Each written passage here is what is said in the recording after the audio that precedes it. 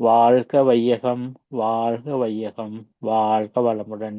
இது ஸ்கை யோகா கனடாவின் வாராந்த சிறப்பு சிந்தனைகள் நிகழ்ச்சி பகுதிக்கு செல்கிறோம். இன்று இணையதளம் வாயிலாக ஜூம் வாயிலாக வருகை தந்துள்ள அனைத்து வேதாத்திரி அன்பு உள்ளங்களையும் முக்கியமாக பேராசிரியர் பழனிசாமி அவர்களையும் வரவேற்று வாழ்த்தி வணங்குகிறோம். இன்று ஸ்கை யோகா சென்டரை சிறப்பாக வழிநடத்தி வரும் தலைவர் சிவா ஐயா அவர்களுக்கும் அவரது அன்பு துணைவியாருக்கும் நன்றியும் வாழ்த்தும் தெரிவித்து எமது அடுத்த சிறப்பு சிந்தனை பகுதிக்கு செல்கிறோம். இன்று நமக்கு சிறப்பு சிந்தனை விளையாட்டு நம்முடன் இணைந்திருப்பது எமது பேரன்புக்கும் மதிப்புக்கும் உரிய சீனியர் புரொஃபசர் பழனிசாமி ஐயா அவர்கள். பேராசிரியர் பழனிசாமி ஐயா அவர்கள் நமக்கு நன்கு அறிமுகமானவர். கடந்த பல வருடங்களாக உள்நாட்டிலும் வெளிநாட்டிலும் ஜூம் மூலமாகவும் நேரடியாகவும் பல வேதாத்திரிய சேவைகளையும் சிறந்த அறிவுரைகளையும் ஆற்றி வருபவர். நமது கனடா மன்றத்துடன் நெருங்கிய தொடர்புகளை கொண்டவர். இத்தனை சிறப்புகளை கொண்ட பேராசிரியர் பழனிசாமி அவர்கள் இன்று ஞான களஞ்சியம் கவிகளும் விளக்கமும் பகுதி 26க்கு செல்கிறோம். தொடர் சிந்தனை உரையாற்ற இருக்கிறார்கள். கடந்த வாரம் ஞான களஞ்சியம் அறிவின் 4 வகைகள் 6வது அறிவு என்ற கவிகளை விளக்கினர். இந்த வாரம் அதன் தொடர்ச்சியில் உரையாற்றுகிறார். வாழ்க வளமுடன் பேராசிரியர் பழனிசாமி ஐயா. வாழ்க வளமுடன். வாழ்க வளமுடன் ஐயா. வாழ்க வளமுடன். வாழ்க வையகம், வாழ்க வையகம், வாழ்க வளமுடன். குரு வாழ்க, குருவே துணை. சிந்தனையை உடல் நலத்தை சீர் அமைத்து உய்வித்த குருவே வாழ்க.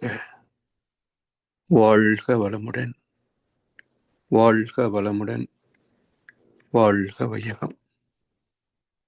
கனடா ஸ்கை யோகா அறக்கட்டளையை சிறப்பாக நடத்தி வருகின்ற ஆன்மீக அன்புள்ளங்கள், குறிப்பாக பேராசிரியர் முனைவர் சிவசங்கர் ஐயா அவர்கள் மற்றும் இந்த நிகழ்ச்சியை தொடர்ந்து கலந்து சிறப்பித்து வருகின்ற அன்பர்கள் அனைவருக்கும் அருட்தந்தை வேதாத்திரி மகர்ஷி அவர்கள் சார்பாக வாழ்க வளமுடன் என்ற வாழ்த்துக்களையும் எனது அன்பு கலந்த பணிவான வணக்கத்தையும் சமர்ப்பித்து ஞான களஞ்சியம் கவிதை தொகுப்பின் தொடர் சிந்தனையிலே இன்றைக்கு சில கவிகளை நாம் கருத்துக்களை பகிர்ந்துள்ளிருக்கின்றோம். அறிவே 6 குணங்களாக மாறுகிறது. அறிவே 6 குணங்களாக மாறுகிறது. பொதுவாக மக்கள் மத்தியிலே விலங்கினங்கள், பறவைகள் 6 அறிவு மனிதன் என்று பேசுகிறோம். மனோடக்கலையிலே மகிழ்ச்சி சொல்லக்கூடிய விளக்கத்திலே கூட நாம் புரிந்து கொண்ட அளவு என்பது 6 அறிவு மனிதன். கொஞ்சம் மற்றவர்கள் விளக்கமாக ஓரறிவு நுண்ணுயிர் முதல் தாவரங்கள் வரை, 2 அறிவு புழுக்கள், 3 அறிவு பூச்சிகள், 4 அறிவு ஊர்வன, 5 அறிவு விலங்கு பறவைகள், 6 அறிவு மனிதன் என்ற விளக்கம் நாம் பெற்றிருக்கின்றோம்.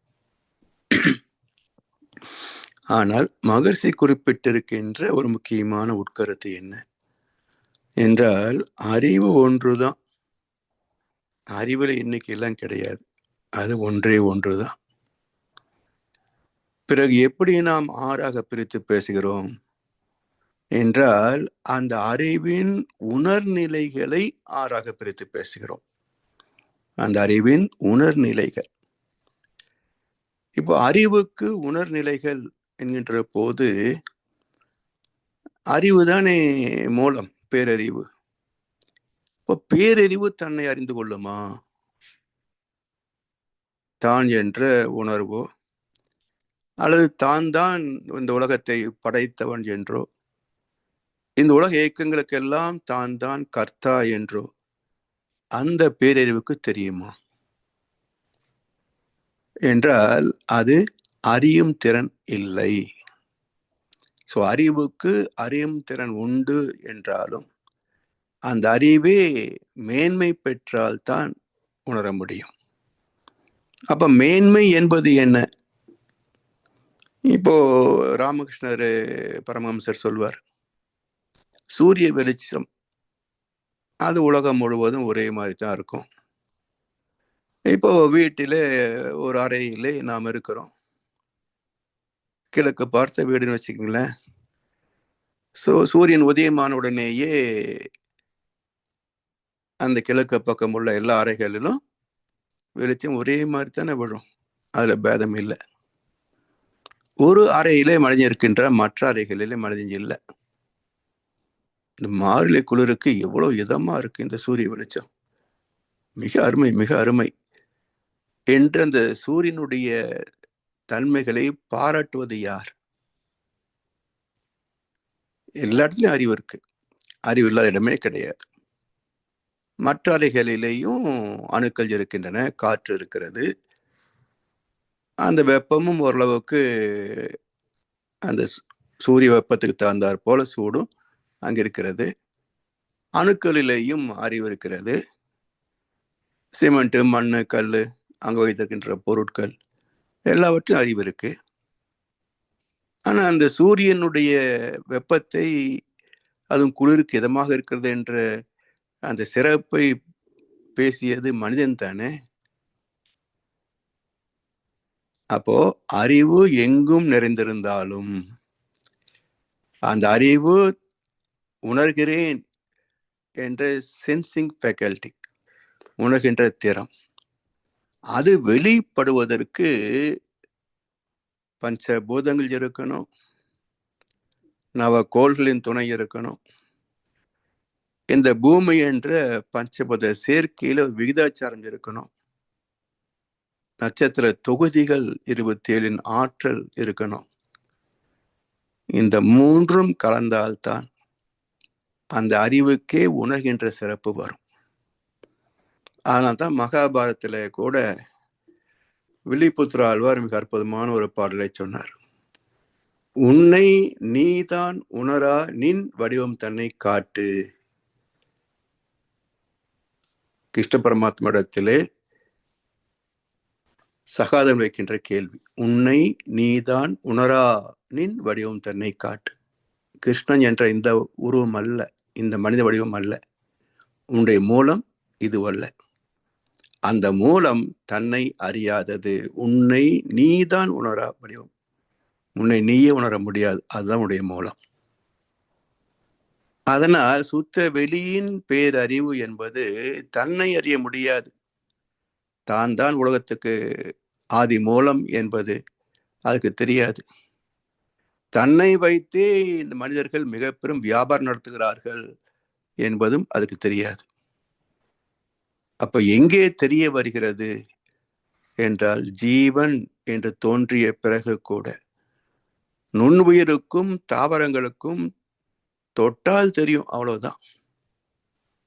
இப்படி ஒவ்வொரு புலனாக மேன்மை பெற்றுக்கொண்டே வந்து 5 புலன்களையும் அறிந்து இவற்றுக்கு மூலமாகி அந்த பேரறிவையும் அறியக்கூடிய சிறப்புடைய நிலையிலே வெளிப்பட்டதுதான் 6ஆம் நிலை. அதை 6ஆம் அறிவு என்று பேசுகிறோம், அவ்வளவுதான். உண்மையிலேயே 6ஆம் அறிவுன்னு சொல்லக்கூடாது, 6வது நிலை உணர்வு. அதுதான் சரியான கருத்தாக இருக்கும். எனவே அறிவு ஒன்றேதான், அதுவே 6 நிலைகளிலே எழுச்சி பெற்றிருக்கிறது, தன்மைகளை அடைந்திருக்கிறது. அதனால் அழுத்தம், ஒளி, சுவை, மனம் மற்றும் அனுபவங்கள் என்று 6 குணங்களாக மாறுகிறது. இப்போ இந்த 6 குணங்கள் மனிதனிடத்திலே வருகின்ற போது 6 நற்குணங்களாகவும் இருக்கு, 6 துர்குணங்களாகவும் இருக்கிறது. பேராசை, சினம், கடும்பற்று, முறையற்ற பால் கவர்ச்சி, உயர்வு தாழ் மனப்பான்மை, வஞ்சம், இந்த 6 துர்குணங்கள். இதுவே நிறைமனம், கருணை, ஈகை, சமநோக்கு, மன்னிப்பு என்றெல்லாம் வருகின்ற போது நற்குணங்களாக பாராட்டப்படுகின்றன. அப்போ துர்குணங்களுக்கும் நற்குணங்களுக்கும் யார் காரணம்? அதே இயற்கை தான் காரணம். நெகட்டிவ் ஃபோர்ஸ் அது எல்லாமே நம்ம துர்குணங்களாக பேசுகிறோம். அது அழிகின்ற தன்மை. பாசிட்டிவ் ஃபோர்ஸ், அன்பு, ஈர்ப்பு, இவை எல்லாமே கிரியேட்டிவிட்டி, ஆக்கப்பூர்வமானவை, நற்குணங்களாக சிறப்பிக்கின்றோம். எனவே அறிவே 6 குணங்களாக மாறுகிறது. அறிவுக்கு 5 புலன்கள் ஆயுதங்கள். அதாவது ஒரு இயக்கத்திற்கான களம், இயக்க பொருள் எல்லாம் இருந்தால்தானே அதுல ஒரு தொடர் நிகழ்வு நடக்க முடியும். இப்ப சுத்தவெளி, அதுல எழுச்சி பெற்ற ஆற்றல், அதிலிருந்து மலர்ச்சி பெற்ற காந்தம். அப்போ இருப்பு, இயக்கம், காந்தம் 3ம் இல்லை என்றால் பிரபஞ்சம் எங்கே? நாம எங்கே? எனவே இந்த 3ம் இணைந்த ஒரு திருநடனம் தானே உலகம், உயிர்கள், நாம. அதனால் அறிவுக்கு 5 புலன்கள், ஆயுதங்கள், இன்ஸ்ட்ருமெண்ட்ஸ் இருக்கணும். அப்ப எத்தனை வகையான புலன்கள் அவசியம் நமக்கு? இது யார் நிச்சயித்தது? எதன் அடிப்படையில் நமக்கு 5 புலன்கள் வந்தன என்பதுக்கும் ஒரு விளக்கம் வேணும் இல்லையா?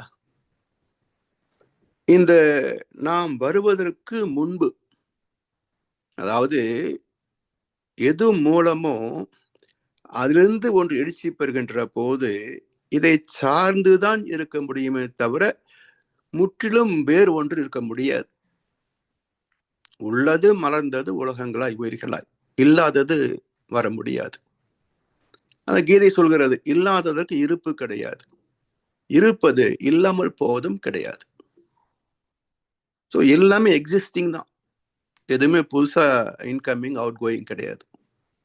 Only transformation. இருப்பதிலேயே தரமாற்றங்கள் நிகழ்ந்து கொண்டிருக்கின்றன.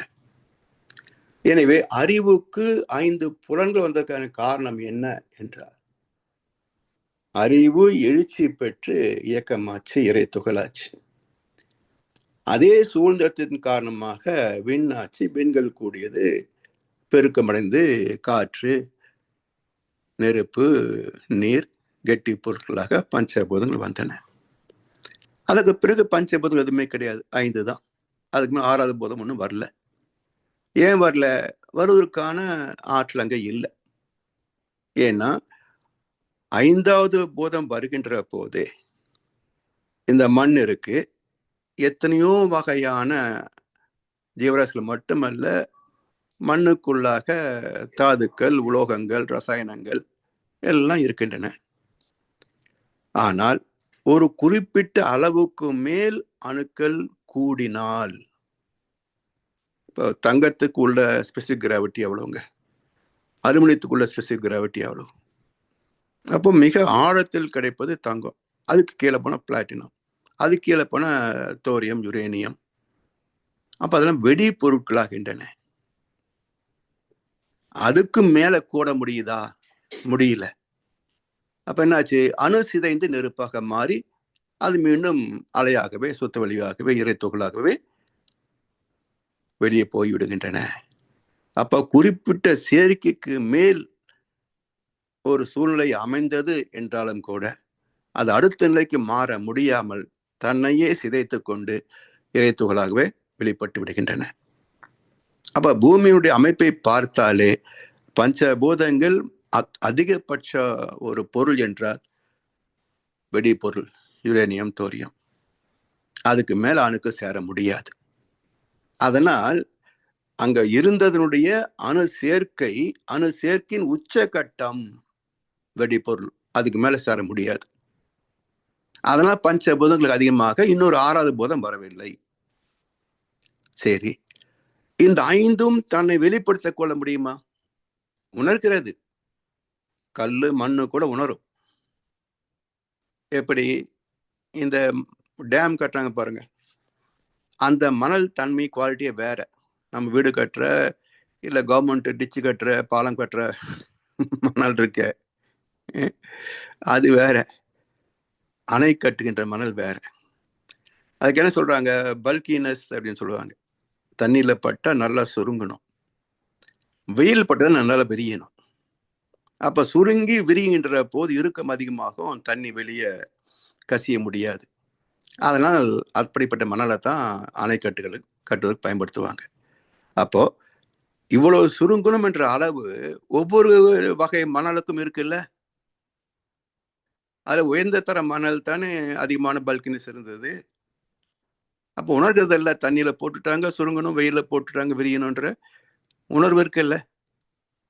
அப்ப பஞ்சபூதங்கள் இருந்தாலும் இது ஏன் சிறப்பு என்று மணல் பேசுமா? நமக்கு கதையில பாம்பு பேசும், யானை பேசும், குரங்கு பேசும். ஆனா உண்மையிலே பேசுமா? இல்ல. அப்போ தான் உணர்ந்தேன் என்று சொல்வதற்கு ஒரு பக்குவம் வேண்டும். அந்த பக்குவம் உள்ள நிலைதான் ஜீவன்களாக வந்தது. அப்போ அணு என்ற அந்த உணர வெளிப்படுத்த முடியாது. நான் தொடு உணர்வாக இருக்கிறேன், அழுத்தமாக இருக்கிறேன் என்று சொல்ல முடியாததை சொல்லக்கூடிய நிலையிலே வெளிப்பட்ட போது அது மைக்ரோ பாக்டீரியா முதல் தாவரங்கள் வரைக்கும் தொடு உணர்வை வெளிப்படுத்தும். இறைவனே அதுக்கு ஒரு உதாரணம் கொடுத்தான். இது யார் கண்டுபிடிக்கிறது? லேபுக்கு போகணும், சயின்டிஸ்டை பார்த்து கேட்கணும், அவரும் தெரியாதும்பாரு. அப்ப இருக்கு என்பதை எப்படி புரிந்து கொள்வது? வெளிப்படையா சொல்றேன், தொட்டால் சினுங்கி. எங்கேயும் போய் ஆராய்ச்சிக்கு போக வேண்டாம், தொட்டா சிறுங்குது இல்ல. அப்ப இதுக்கு கொஞ்சம் கூச்சம் அதிகம், சினுங்குது. மற்ற செடியில் கொஞ்சம் கூச்சம் குறைவு, சினுங்கல. அவ்வளவுதான் வித்தியாசம். இப்போ தொட்டா சினுங்கும் இல்லை, உணர்றதில்ல என்று இறைவனை நமக்கு கண்களுக்கே புலப்படுத்தி காட்டிவிட்டான். உணர்கின்ற திறம்தான் முதல் அறிவு, தொட்டால் சினுங்கும். அதிலிருந்து அடுத்த நிலை அந்த காந்தமே திணி பெறுகின்ற போது அடுத்த நிலை புழுக்களாக மாற்றம் பெறுகிறது.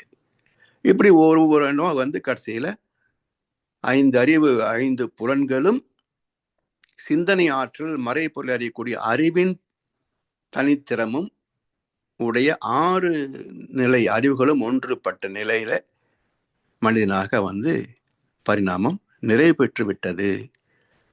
இதற்கு மேல் 7ஆம் அறிவு சினிமா வரலாம், ஆனா 7ஆம் அறிவு ஜீவன் வராது.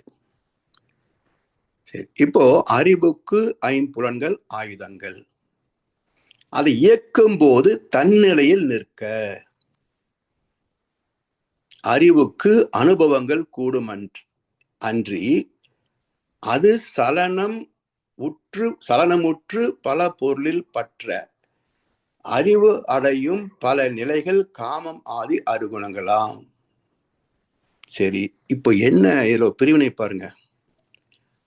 5 புலன்களை ஆயுதங்களாக கொண்டு அதை இயக்கும் போது தன் நிலையில் நிற்க அறிவுக்கு அனுபவங்கள் கூடும்.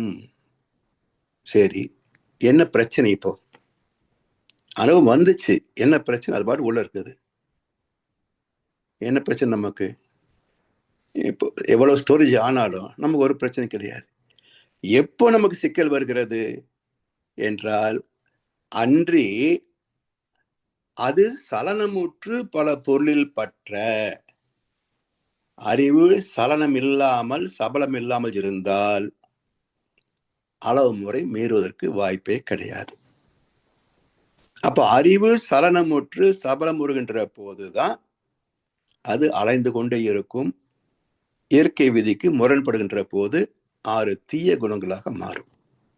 அது நமக்கு தீய எண்ணங்களாக வருகின்ற போது நமக்கு பிடிக்கிறது இல்லை. சில பேர் அதையே திரும்ப செய்வார்கள் விருப்பத்தோடு. இப்படியெல்லாம் மனிதர்களிலே பல வகை மக்கள் இருப்பார்கள். எனவே இங்க அதை இயக்கும் போது தன்னிலையில் நிற்க. இப்ப தன்னிலை என்பது என்ன? தான், நான் யார்? அறிவு, இறைநிலை. அப்ப அறிவே தெய்வம், அறிவே நாம்.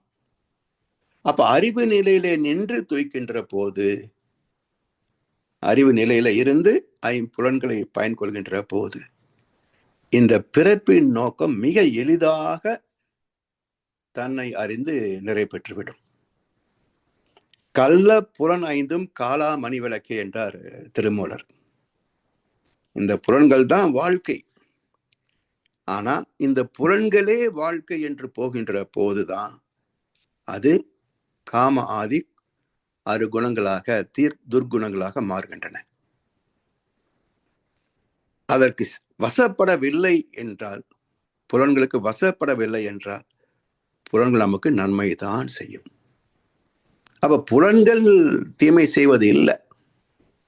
இன்னும் சொல்ல போனா மனதால் புலன்கள் பால்படுகின்றன.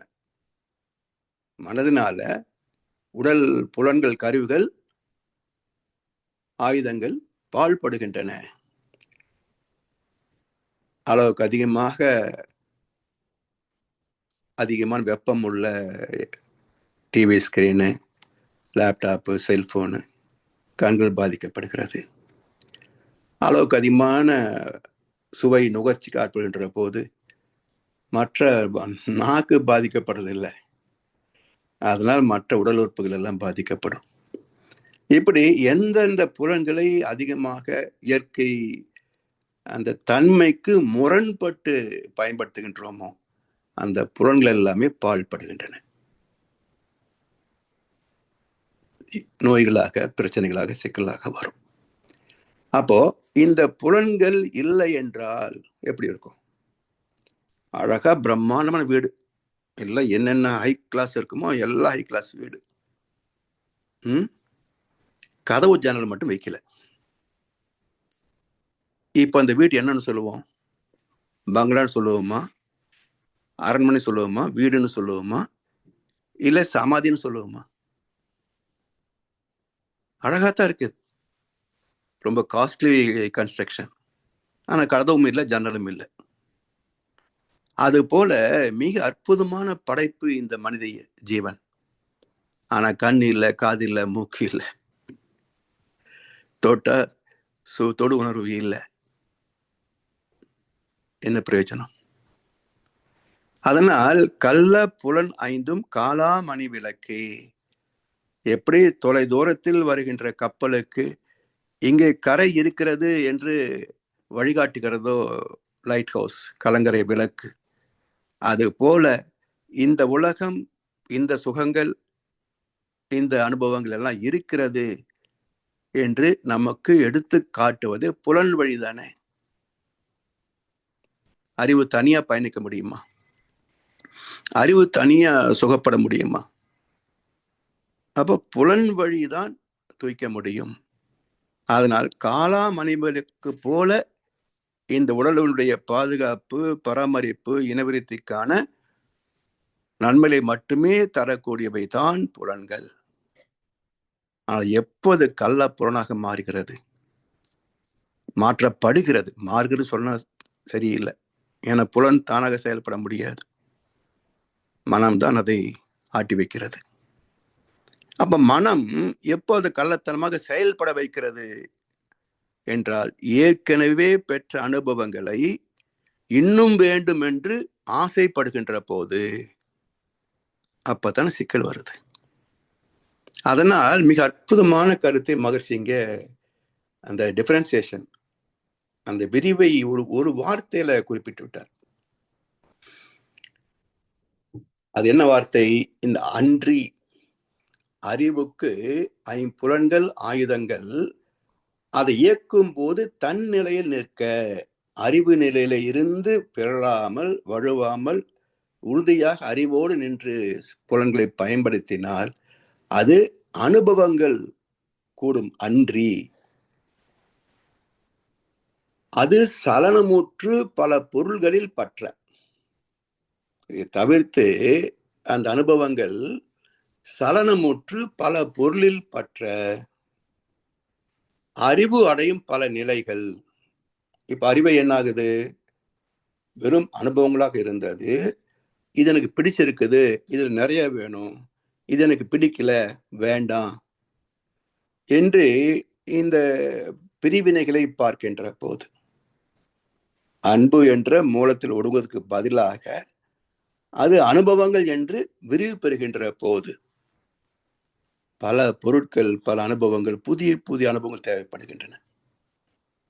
இது செஞ்சு பார்த்தா எப்படி இருக்கும், இது செஞ்சு பார்த்தா எப்படி இருக்கும் என்று புதிய புதிய அனுபவங்களை தேடுகின்ற போது அங்கே அறிவு பூர்வமாக சிந்திக்கவில்லை என்றால் பெரும்பாலும் துன்பங்கள் தான் வரும். பெரும்பாலும் துன்பங்கள் தான் வரும். அப்ப எந்த ஒன்றிலேயும் அறிவுபூர்வமாக சிந்திக்கின்ற பழக்கத்தை, பக்குவத்தை இருந்த நிலைதான். ஒரு குழந்தை பிறந்து தாய்ப்பால் அருந்துகின்ற போது வயிறு நிறைந்து விட்டா ஒரு வாய் குடிக்குமா பாருங்க. இருந்தது தானே நம்ம கிட்ட. ஆனா இப்போ நல்லா சாப்பிட்டதுக்கு அப்புறம் ஒரு கப்பு பாயசம் கொடுக்குறாங்க சொன்னா அதையும் சேர்த்து உள்ள விட்டுருமில்ல. அப்ப குழந்தையில இருந்த அந்த பக்குவம் எங்கே போச்சு? இதே போல அறிவு நிலையில இருந்த பக்குவம், ஆதியில இருந்த பக்குவம் எல்லாமே தொலைஞ்சு போச்சு. அதனால் அறிவு புலன் வழி வாழ்க்கையில வருகின்ற போது பிடித்ததை அளவுக்கு அதிகமாக பெற வேண்டும், தூக்க வேண்டும் என்று ஆசைப்படுவதும், பிடிக்காதவற்றை வெறுப்பதும், அழிக்க வேண்டும் நினைக்கின்ற போது கொலை வரைக்கும் போகும். இருக்கிறது எனக்கு பிடிக்கல, கொன்று வேண்டியது. காரணம் என்ன? அறிவு காமம் ஆதி அருகுணங்களாம். ஆசை முதல் 6 துர்குணங்கள், தீய குணங்கள். இதனை அறியும் போது அறிவு நிலை நிர்குணமாம்.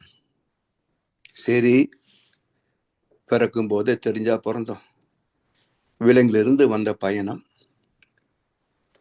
விலங்கு என்ன செஞ்சது? ஒன்று சர்வைவல், உயிர் வாழ்க்கைக்காக அடுத்ததை கொன்று சாப்பிட்டது.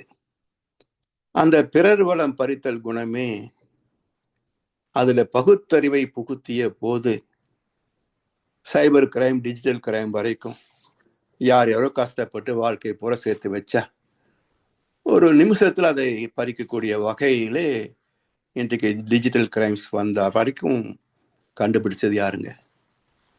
அறிவு தானே. ஒரு பொருளை கண்டதும் அறிவு, அதுக்கு ஒரு நகல் பொருள், டூப்ளிகேட் கண்டுபிடிச்சதும் அறிவு. அந்த டூப்ளிகேட்டை ஒரிஜினல் விட சூப்பரா விளம்பரம் பண்ணி விற்பனை செய்வதும் அறிவு. அறிவை தவிர வேற என்ன இருக்குங்க?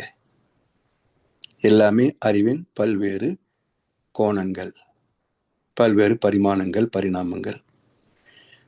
இதெல்லாம் புரிந்து கொள்கின்ற போது சரி, இதுதான் நம்முடைய இன்ப துன்பத்திற்கு காரணம், சுக துக்கத்துக்கு காரணம். எது நமக்கு பிடித்திருக்கு? சுகம் தான் பிடிச்சிருக்கு, துக்கம் பிடிக்கல, எந்த ஜீவனுக்கும் பிடிக்காது. அப்ப அதை மட்டுமே அடைய வேண்டும் என்று சொன்னால் வழி என்ன? அப்ப எது இயற்கை வகுத்ததோ அதை அறிந்த சான்றோர்கள் அவர்கள் எழுதி வைத்த அனுபவ தொகுப்பு, தத்துவங்கள், வாழ்க்கை பாடம், அதை பின்பற்றி நாமும் மேன்மை பெறலாம். அதற்கான மார்க்கம் ஆன்மீகம், அதற்கு வழிகாட்டக்கூடிய ஒரு குரு. அப்ப தக்க ஒரு குருவை நாடி தகுந்த பயிற்சிகளை, தத்துவ விளக்கங்களை பெறுகின்ற போது அதை பயிற்சி செய்து பழக பழக பழக பழக ஒரு நாள் நாமும் அதே நிலைக்கு போகலாம். அப்ப அந்த நிலையில நமது வாழ்க்கை என்பது சுகமான வாழ்க்கை மட்டுமே இருக்குமே தவிர துன்பத்தின் சாயல் கூட அங்க விழுவதற்கு வாய்ப்பு கிடையாது. அப்படிப்பட்ட ஒரு பாக்கியமும் நமக்குள்ளேயே தான் இருக்கு. எனவே இதை புரிந்து கொண்டு 6 துர்க்குணங்களே நம்முடைய பாவங்கள், பஞ்சமகா பாவங்கள். அதன் வெளிப்பாடே இன்றைக்கு நாம் சந்திக்கின்ற துன்பங்கள், துயரங்கள், நட்டங்கள், பகை, வேலையின்மை, இப்படி பல. அப்ப இதெல்லாம் மாற்றி அமைப்பதற்கு ஆன்மீகத்தை நாம் கை கொள்கின்ற போது இந்த 6 குணங்களை மாற்றி அமைக்கின்றோம். 6 குணங்களை மாற்றி அமைக்கின்றோம், நற்குணங்களாக மாற்றுகின்றோம். இதுவரைக்கும் பார்த்ததெல்லாம் ஆசைப்பட்ட மனம் இப்ப என்ன தேவை இருக்குது? யார் யாரோ வச்சுப்பாங்க, வச்சுட்டு போட்டு, நமக்கு என்ன தேவை? பசிக்கு சாப்பாடு, மானத்துக்காக ஒரு உடை, தூங்குவதுக்கு ஒரு ரூம், வாழ்க்கைக்கு சில தேவைகள், கல்வி, மருத்துவம், அவ்வளவுதானே என்று வாழ்க்கை தெளிகின்ற போது தேவைகள் குறைந்து போகும். வாழ்க்கை தெளிவு இல்லை என்றால் தேவைகள் எல்லையே இருக்காது, விரிந்து கொண்டே போகும். அப்புறம் எல்லாம் கிடைக்குமா? அடுத்தவனை பிடிங்கிதான் வாழ்ந்தாகணும். எனவே இந்த ஆன்மீகத்தை கைக்கொள்கின்ற போது ஆசைகள் சுருங்க, தேவைகள் சுருங்க, உழைப்பும் செயல் திறமையும் சிந்தனை திறமையும் கூடுகின்ற போது தொழிலிலே நமக்கு நேர்மையும் கூர்மையும் அதிகமாகும். அப்போ எஃபிஷியன்சி அண்ட் அக்யூரேசி அதிகமாகும். அப்போ அவுட்புட் உற்பத்தி திறம் அதிகமாகும். அப்போ நன்மைகள் பெருகும். அது நமக்கு போதுமானதாக இருக்கும். இப்படி அந்த நற்குணங்களாகவே நம்மை மாற்றிக்கொள்ளக்கூடிய வகையிலே பயிற்சிகள் செய்கின்றோம். அப்போ 6 குணங்கள்: ஆசை நிறைமனமாக, கோபத்தை பொறுமையாக, கடும்பற்ற ஏகையாக, முறையற்ற பால் கவர்ச்சி கற்பாக, உயர்வுதாழ் மனப்பான்மை சமநோக்காக, வஞ்சத்தை மன்னிப்பாக, இப்படி சீர்படுத்தி விட்டோம். ஆனால் இறைவன் என்ன குணம்? கீதையில சத்வ ரஜஸ் தமஸ் என்று 3 குணங்கள் பேசும். தமோ குணம் இது விலங்குகள்ல கூட கிடையாதுங்க. மனிதன் மட்டுமே கண்டெடுத்த ஒரு குணம் தமோ குணம். என்ன? தனக்கு ஒரு நன்மை இல்லாத போதும் இன்னொருவரை துன்புறுத்துகின்ற சாடிசம். தனக்கு ஒரு லாபம் கிடையாதுங்க, ஆனா அடுத்தவங்களே சுரண்டுறது, துன்புறுத்துறது, இவை எல்லாமே. எத்தனை செல்வந்தர்கள் என்ன பண்ண போறாங்க? போகும்போது எடுத்துட்டா போக போறாங்க, விட்டுட்டு தான் போக போறோம். அப்ப அது கொடுத்தா என்ன? ஈர்த்து உவக்கும் இன்பம். எவ்வளவு சுகமான வாழ்க்கை. அதை விட்டுட்டு ஏன் தொடர்ந்து பறித்து கொண்டே இருப்பது? இப்ப பாவத்தை தான் சேர்க்கிறோம். பறந்து பறந்து பணம் தேடி, பாவ குளத்தில் நீராடி, பிறந்து வந்த நாள் முதலாய் பேராசையுடன் உறவாடி, அப்படி இறந்தவன சுமந்தவனும் இறந்துட்டான், அதை இருப்பவனும் எண்ணி பார்க்க மறந்துட்டான். அவன் அனுபவப்பட்டது கூட தப்பில்லை. அவனை பார்த்து திருந்தாம இருக்கான் பாருங்க. இருப்பவனும் எண்ணி பார்க்க மறந்துட்டான். இதுதான் தொடர்கின்ற பாவங்கள். என்றைக்கோ திருந்திருக்க வேண்டிய விலங்கின பதிவுகள் பெருகிக்கொண்டே போவதற்கு காரணம் என்ன என்றால், இறந்தவன சுமந்தவன் இறந்துட்டான், அது இருப்பவனும் எண்ணி பார்க்கறதுக்கே மறக்க மட்டும் இல்லை, மறுத்து விட்டான். யாராவது சொல்ல வந்தா அதெல்லாம் வேண்டாம், பணம் சம்பாதிக்க வழி இருக்கா சொல்லு, தியானம் தவம் இதெல்லாம் வேண்டாம். பணம் சம்பாதிக்க வழி சொல்றியா? எங்க வரணும் சொல்லு, எத்தனை நேரம் காத்திருக்கணும் சொல்லு, எவ்வளவு கொடுக்கணும் சொல்லு, எல்லாத்துக்கும் ரெடி. ஆனா ஒண்ணும் வேண்டாம், சும்மா தவம் பண்ணியான்னு சொன்னா அது வேறையா, வேலை கட்டவங்களுக்கு போய் பாரு. இப்படிதான் சொல்றாங்க. அதனால் இந்த அறிவு 3 குணங்களா இருந்தாலும், தமோ குணத்திலிருந்து ரஜோ குணம், மேனேஜ்மெண்ட் ஸ்கில், எதை எப்படி பயன் கொள்வது என்ற பொருள் உற்பத்தி, மனித நிர்வாகம், இது எல்லாமே ரஜோகுணம். தன்னை அறிகின்ற ஆன்மீக நிலை, ஆத்மாவை பற்றிய பயணம், அது சத்துவகுணம். சரி, சத்துவத்தில் மிகுந்து விட்டாலும் இறைவனை அடைய முடியுமா? எல்லாரும் கண்ட பொருட்களுக்கு ஆசைப்படுறாங்க. எனக்கு அப்படி எல்லாம் இல்லைங்க, ஆண்டவனை பார்த்தா போதும். இது சத்துவகுணம். ஆனா ஆண்டவனை பார்க்கணும் என்பது மனம் சார்ந்த எண்ணம். மனம் அற்ற நிலையே தெய்வ தரிசனம். அப்போ அற்றது பற்றினு உற்றது வீடு, ஈசனோடு ஆயினும் ஆசை அருமென்கள்.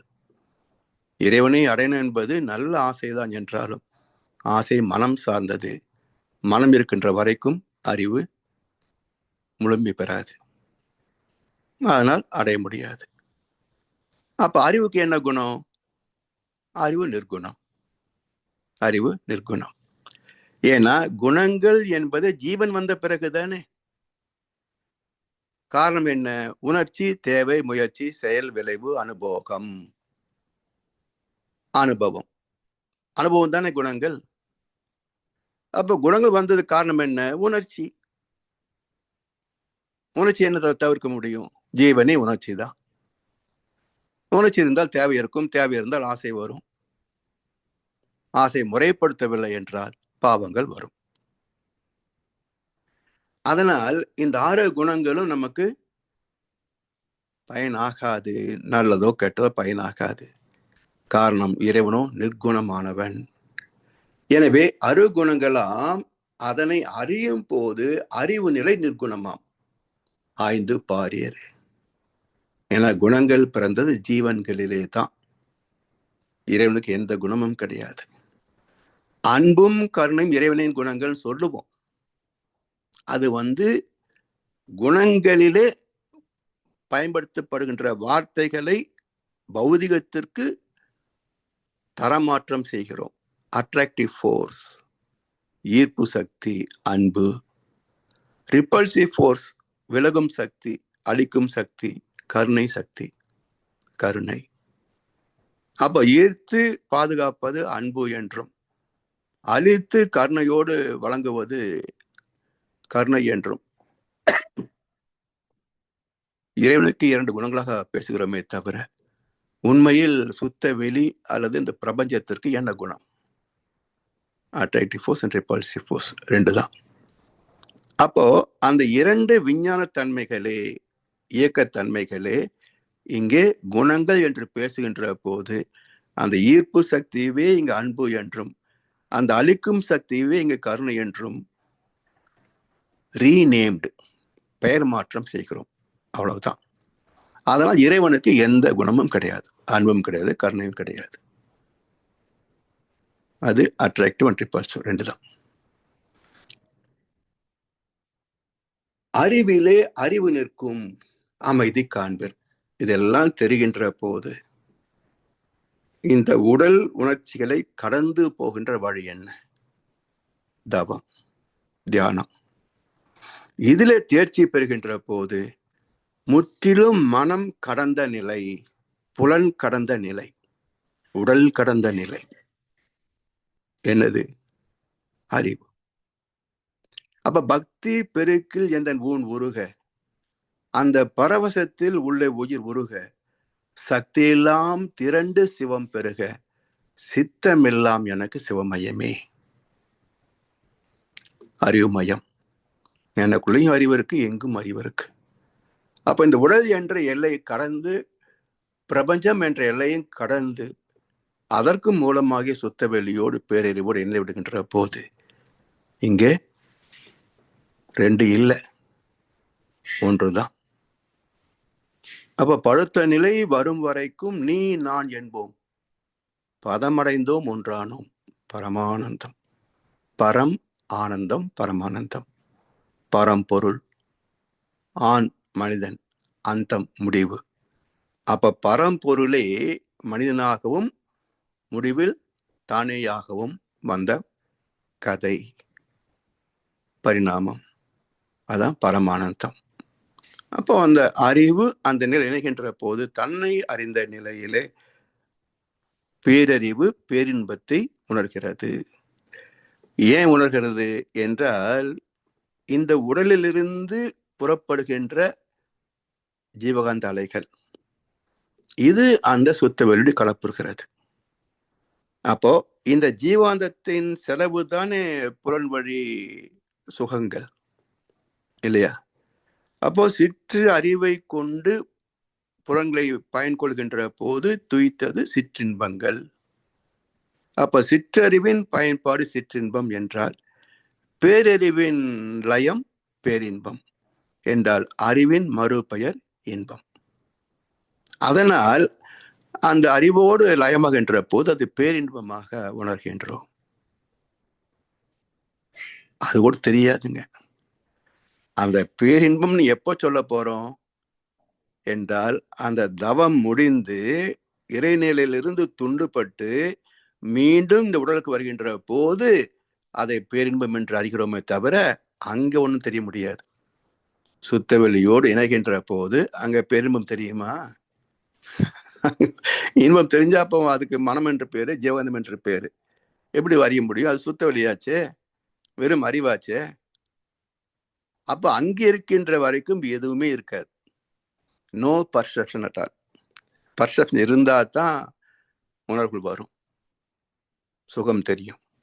அங்க எதுவுமே இருக்காது. அப்போ அங்கே துய்த்த பிறகு மீண்டும் உடலுக்கு வருகின்ற போது இந்த உடல் பெறுகின்ற மாற்றம் பேரின்பம். அது வார்த்தைகளால் விளக்கி சொல்ல முடியாத ஒரு அனுபவம்.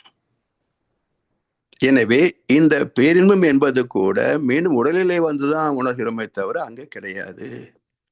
அதனால் அது ஒன்றும் இல்லாத சுத்தவெளி பேரறிவு. அதாவது இந்த ஜீவாந்தத்திலே திணி பெற்ற அந்த அறிவு உணர்கிறது, ஆனா பேரறிவு உணரவில்லை அல்லவா? அப்ப அதனோடு இணைகின்ற போது இந்த அறிவே தன் வேகத்தை குறைத்து கொண்டே வரும். மனம் என்ற நிலையில 40 அலை வரைக்கும் போகுது. உயிர் கடந்து போகின்ற போது, ஆத்மா கடந்து போகின்ற போது 13க்கு வந்தது தூய்மையான ஜீவாந்த காலம். அதே நுணுகி அணு இயக்கத்துக்கு போகிற போது 4க்கு போயிடுது. அதையும் கடந்து வான்காந்தத்துக்கு போற போது 1க்கு போயிடுது. அதையும் கடந்து சுத்தவெளி கலக்கிற போது 0 விடுகிறது. அப்போ எதையும் உணர முடியாது. அந்த அறிவு 0 அறிவு, மன அறிவு 14 முதல் 40 அலை அறிவு. அப்ப அறிவே அதனுடைய தன்மையிலே அடைகின்ற ஒரு திணிவு நிலை. அதுதான் மனிதனுடைய ஜீவன்களே உணர்வாக வருகின்றோம். அந்த பேரறிவு நிலை இணைகின்ற போது அங்கே ஒன்றும் இருக்காது. எனவே அறிவினிலே அறிவு நிற்கும் அமைதி காண்பீர். அந்த அமைதி என்ன? உடம்பும் இல்லை, தேவையும் இல்லை, என்ன இருக்கு என்ன இல்லை என்ற பேதமும் இல்லை, எல்லாம் கடந்த நிலை. அதான் உணர்கின்ற போது 6 குணங்களை தவிர்த்து 0 விடலாம், நிர்குணமாகி விடலாம் என்பதை தான் மகிழ்ச்சி இந்த 8 வரிகளில் குறிப்பிட்டிருக்காங்க. ஐயா, அடுத்த கவி.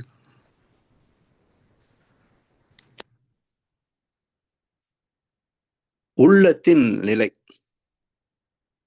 உள் கூட்டல் அம், உள்ளம். அதாவது அம் என்பது காந்தலைகள், ஜீவாந்தலைகள். உள்ளே போகக்கூடிய ஜீவாந்தலைகள் உள்ளம்.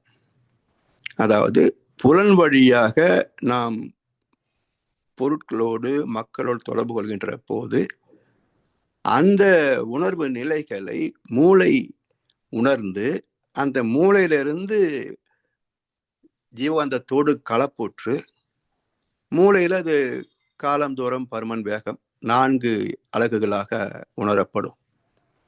அது குவிகின்ற போது காலம், தூரம் கிடையாது, அது சுருங்கி வேகம், பருமன் என்ற 2 டைமென்ஷன்ல ஜீவாந்தத்தோடு கலப்புற்று கருமையத்தில் போய் இருப்பாகும். காலம், தூரம் இல்லை, அதனால் தான் பதிவுகள் அழிவது இல்லை. அப்போ ஒவ்வொரு தலைமுறையிலேயும் அந்த சஞ்சித வினை ஏன் தொடர்ந்து வருகிறது என்றால் அதுக்கு காலம் இல்லை, அதனால் ஆத்மாவுக்கு அழிவில்லை என்ற கருத்து. இப்படி உள்ளத்தின் நிலை என்ன என்றால், ஒரு மனிதன் அறிவு எவ்விதத்து உருவாகி வலுப்பெற்று உள்ளதோ அந்த திருநிலைக்கு ஏற்றபடி சிந்தை செல்லும், செயலும் விளைவுகளும் பயனாய் காணும், வரு பலனை உணர்ந்து அறிவை வளப்படுத்தும், வழக்க பழக்கங்களால் மட்டும் மாறும், பெருவளமும் நலமும் சாதனையால் மட்டும் பெற காக்க முடியும், பிறர் அளிக்க நில்லா. ஒரு மனிதன் அறிவு எவ்விதத்து உருவாகி வலுப்பெற்றுள்ளதோ, 5 அறிவு கடந்து மனிதன் வந்திருக்கிறோம். ஒவ்வொருவருக்கும் அந்த வினை பதிவுகளுக்கு தகுந்தாற் போல இது வந்த நிலை, பூர்வ நிலை. அந்தந்த பகுதியிலே ஆதி மனிதன் எடுத்துக்கொள்ளுங்களேன், பூமியில் அங்கங்க மனிதர்கள் இயற்கை சீற்றங்களால் இடம் மாறி போனார்கள். அப்போ துருவ பிரதேசங்கள்லயே மனுஷங்க இருக்கிறாங்க. சொல்ல முடியாத அளவுக்கு குளிர்ச்சி, அங்கேயும் மனிதர் வாழ்றாங்க. -72 டிகிரி செல்சியஸ் அங்கேயும் மனிதன் வாழ்கிறான். கொதிக்கிற வெயில் பாலைவனம், அங்கே மக்கள் வாழ்கிறார்கள். அப்ப அங்க என்ன கிடைக்கிறதோ அது உணவு வகை. இவங்க எல்லாம் சேர்ந்து எப்படி வாழ்ந்தார்களோ அது வாழ்க்கை முறை. இப்படி இந்த பூமி எங்கும் பார்க்கின்ற போது எத்தனையோ வகையான உணவு முறைகள், பிஹேவியரல் சயின்ஸ், பழக்க வழக்கங்கள், பண்பாடு, கலாச்சாரம் இப்படி அமைந்தது. அப்படியே இருக்கா? காலத்தால் மாறவும் செய்கிறது.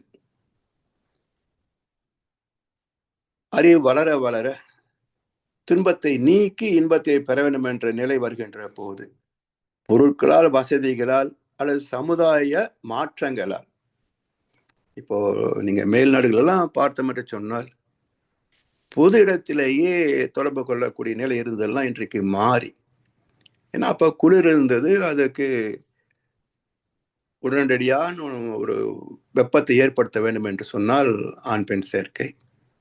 இப்ப எல்லாம் ஏசி வந்துடுச்சு, இப்ப அது தேவையில்லை. அப்ப அந்த பண்பாடு மாறி இன்றைக்கு இங்கேயும் பண்பாடு சிறந்திருக்கிறது நம்ம பார்க்கிறோம். இது போல என்றோ தோன்றது அப்படியே கண்டினியூ ஆகுதானா? இல்லை. அறிவின் வளர்ச்சி, விஞ்ஞான வளர்ச்சி, பொருள் உற்பத்தியின் நிலை இவற்றை ஒட்டி மாறிக்கொண்டேதான் இருக்கும். அப்படி ஒரு மனிதன் அறிவு எவ்வவிதத்து உருவாகி வலுப்பெற்றுள்ளதோ, இப்போ இங்க அமெரிக்கா, பிரிட்டிஷ் இங்கெல்லாம் பார்த்தீங்கன்னா தொலைநோக்கு பார்வை இருக்கு. இன்றைக்கு நாம் வாழ்ந்தாலும் அடுத்த 100-200 வருஷத்துக்கு வரக்கூடிய நம்முடைய சந்ததிகள் எப்படி இருக்கணும், அதுக்கு என்ன செய்யணும்? உதாரணமா ஒரு போக்குவரத்து வச்சுங்களேன், இன்றைக்கு 2 ட்ராக் போதும். ஆனா நாளைக்கு ஜனத்தொகை பெருக பெருக அது 8 ட்ராக் 10 ட்ராக் வரணும். அப்ப இன்றைக்கே அந்த பாதை ஒதுக்குகின்ற போது 1 மைல் 2 மைல் நேரத்துக்கு ஒதுக்கி விட்டுறாங்க. அங்க இருக்கும் வீடு, இங்க இருக்கு ரோடு. ஏன் இவ்வளவு தூரம் போய் வீடு கட்டிக்கிறாங்க சொன்னா, இது வரைக்கும் உள்ளது எல்லை. அப்ப வீடு கட்டுறதுக்கு அப்ரூவல் கிடையாது. சரி, வரும்போது பார்த்துக்கலாம், நம்ம ரோடு குறுக்கவே குடிசை போட்டுக்கிறோம், வீடு கட்டிக்கிறோம் இல்லையா? அது மாதிரியே கட்டக்கூடாது. இங்க பண்பாடு கிடையாது. சட்டத்தை மதிக்கின்ற பண்பு இங்க அதிகம். அப்போ இன்றைக்கு இங்க குடிசை போட்டா என்னன்னு நினைக்கிறது இல்லை. இது வீட்டுக்குரிய இடம், அங்கதான் ஆரம்பிக்குது, அங்கதான் வீடு கட்டணும். இதெல்லாம் ரோட்டுக்குரிய இடம். இப்போதான் 100 ஆண்டு காசு, பிரச்சனை இல்லை. அப்போ ஒவ்வொரு நாட்டிலேயும் அந்த பண்பாடு, கலாச்சாரம், சூழ்நிலைகள் போல உணவு பழக்கம், மனிதனுடைய எண்ணங்கள் அப்படி எந்தெந்த விதத்து உருவாகி வலுப்பெற்று உள்ளதோ அந்த திருநிலைக்கு ஏற்றபடி சிந்தை செல்லும். இல்லை, நல்லது கெட்டது ரெண்டுமே இருக்கே. மகிழ்ச்சி ஏன் திருநிலைக்குன்னு சொல்றாங்க? திரு என்றால் இறைநிலை அல்லவா, தெய்வம் அல்லவா? அப்போ ஒவ்வொரு மனிதனின் எந்தெந்த விதத்து உருவாகி வலுப்பெற்று உள்ளதோ எல்லாமே இறைவனுடைய படைப்பு தானே, பாசிட்டிவ் நெகட்டிவ் தானே. இப்ப நாம விளைவு வைத்து கொண்டு நல்லதை பாராட்ட வேண்டும், கெட்டதை விளக்க வேண்டும் என்பதனால ஒரு வரைமுறை வகுத்து கொண்டோமே தவிர, ரெண்டுமே இறைவனினுடைய செயல்பாடு தானே, இயக்க சீர்மை தானே. அதனால் இது நன்றோ தீதோ அந்த திருநிலைக்கு ஏற்றபடி சிந்தை செல்லும். நல்லவங்க மனசு நல்லது செய்யறதுல போகுது, ஒரு கொலைகார மனசு யாரு கொலை பண்றான்னு தான் போகுது. இப்படி சமுதாயத்துல எத்தனை பார்க்கிறோம் உலகம் எங்கும். சரி, செயல்களும் விளைவுகளும் பயனாய் காணும், என்னவோ பண்ணு.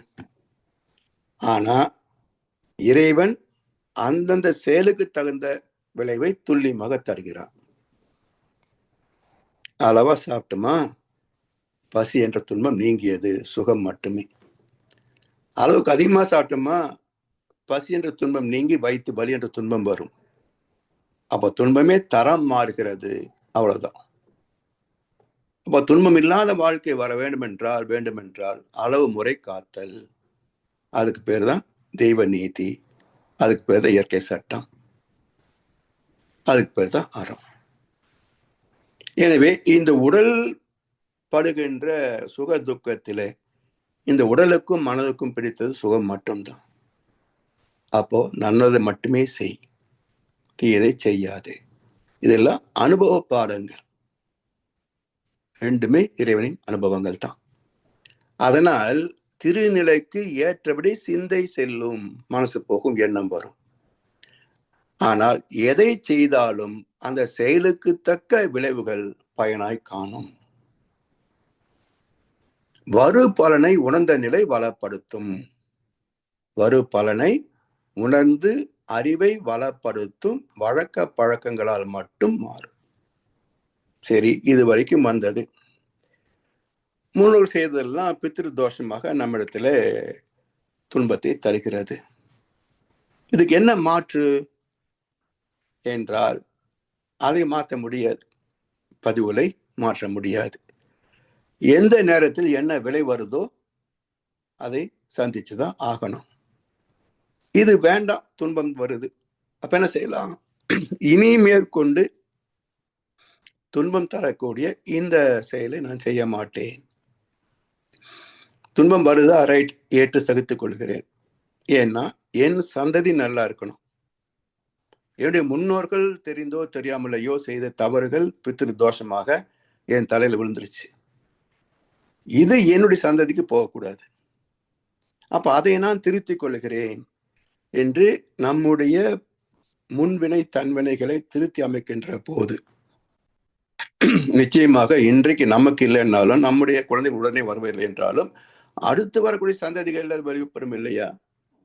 7 தலைமுறைகளிலே ஒவ்வொன்றாக திருத்தம் பெற்று கொண்டே வர, எழுபிறப்பும் தீய வைத்தேண்டா பழிப்பிறங்கா பண்புடை மக்கட்பெறேன்.